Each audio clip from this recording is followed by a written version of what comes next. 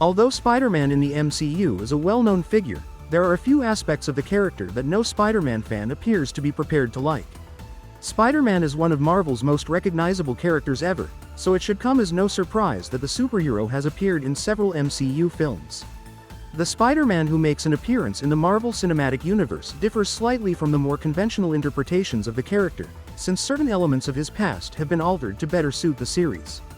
There are problems with the MCU's portrayal of Spider-Man that are frequently disregarded, despite the fact that the creative liberties the series has made with the character have kept his tale fascinating and novel. Many bad or foolish decisions made by Spider-Man during his MCU journey have gone mostly ignored, and many fans have forgotten to bring out some of the less compelling aspects of the hero's MCU tale. Despite Spider-Man's unquestionable success in the Marvel Cinematic Universe, there are still a lot of characteristics about the character that no MCU fan is prepared to acknowledge, and sometimes it leads to the hatred towards MCU for ruining the character. Here are the things that MCU failed at. Number 1. Deleting Uncle Ben. Uncle Ben was not one of the Spider-Man movie characters that made a comeback in No Way Home.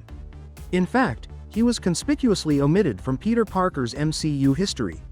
Spider-Man is a more tragic figure than ever thanks to the MCU's inventive interpretation of his beginnings and Aunt May's involvement, but it also loses out on a fantastic character in Peter's Uncle Ben. Uncle Ben has proven to be an important mentor and role model for Spider-Man, and when Aunt May took over for Uncle Ben's involvement in the MCU Spider-Man tale was essentially eliminated. Number 2. Too reliant on Iron Man. Even though Peter Parker in the Marvel Cinematic Universe was lacking his most well-known father figure, Tony Stark proved to be an odd substitute. Iron Man's MCU tale was really entangled with Spider-Man's, undermining the teenage hero's persona in several ways. It felt a little forced to make Stark Spider-Man's mentor have such a strong tie to the Avengers and the larger MCU in order to emphasize Spidey's role in the franchise.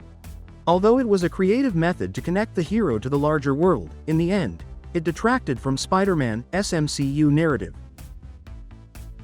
Number 3. Inclusion in Avengers. A lot of fans tend to ignore the fact that Spider-Man became an Avenger far too fast, which is one of the most bizarre aspects of the character's MCU debut. According to canon, Peter Parker had never before been a hero in his own right until Tony Stark initially included him in the superhero team and introduced him as an Avenger when he was just 14 years old. It appears as though the MCU hurried Spider-Man's Avengers storyline since it would have made far more sense to present him as a street-level hero and then progressively integrate him into the group.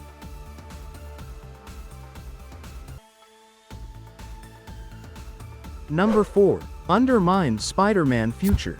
The early Avengers appearance of Spider-Man and the storylines that followed might potentially be detrimental to his MCU future. After the events of No Way Home, Spider-Man will be seen taking on crime on a more localized scale in the MCU Spider-Man 4. But street-level heroics will surely seem like a step down for Spider-Man, who spent his early days in the film battling with the Avengers and flying across space, then trying to preserve the whole multiverse from a reality-shattering curse. The MCU could have jeopardized the character's future by elevating the hero to an unwarranted level of importance too soon.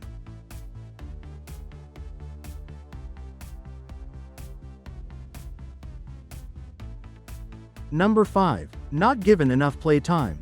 Spider-Man has always been Marvel's most well-liked and prosperous hero in terms of popular culture at large. Since he hasn't yet established himself as one of the main heroes of the MCU, his time there simply doesn't correspond with his standing in Marvel's pantheon. Spider-Man has only had 3 standalone films despite having made 6 appearances in the MCU thus far. In all of them, he shares the screen with characters like Iron Man, Nick Fury, and Doctor Strange. It just seems like the MCU has squandered Spider-Man thus far by not making the most of his enormous popularity.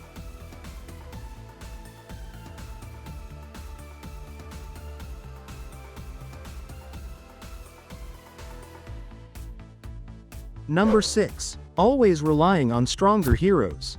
Given that Spider-Man is among the rare Marvel heroes who have made appearances in non-MCU films in the past, the franchise ought to accept his role in the shared universe. However, by making him dependent on other heroes, the MCU's treatment of this concept has indirectly undercut his reputation as a hero in and of himself. The plots of Homecoming and Far From Home are propelled by Tony Stark and Stark technology, while the whole plot of No Way Home is centered around a disastrous spell cast by Doctor Strange, giving the impression that Spider-Man is mostly a supporting character in the MCU.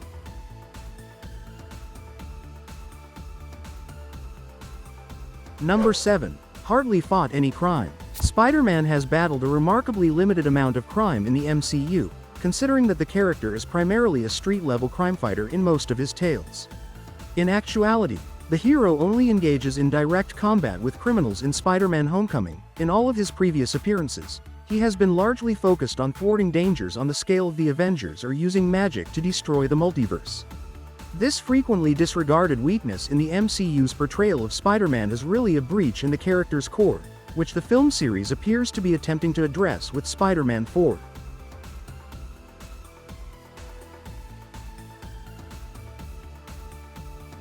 Number 8. Miles Morales teased too soon. Miles Morales' existence was alluded to in Spider-Man's first solo film and his second appearance in the MCU. While it's a playful Easter egg, it also hints at Peter Parker's eventual handoff to his successor in a very meaningful sense. Even though Miles Morales is a beloved character by fans, it's almost disrespectful to the character that he laid the groundwork for Peter Parker's Spider-Man successor so early in his MCU journey. This is also something that many fans who are eager to see Miles Morales in live action seem to ignore.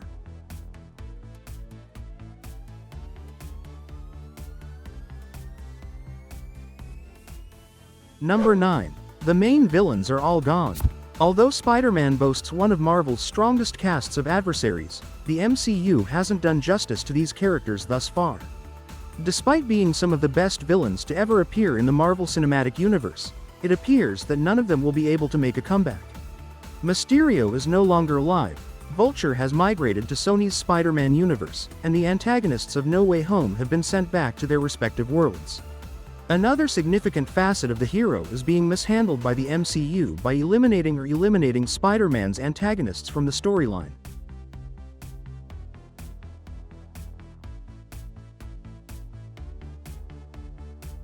Number 10. The lesser hero. In general, the MCU's version of Spider-Man is failing.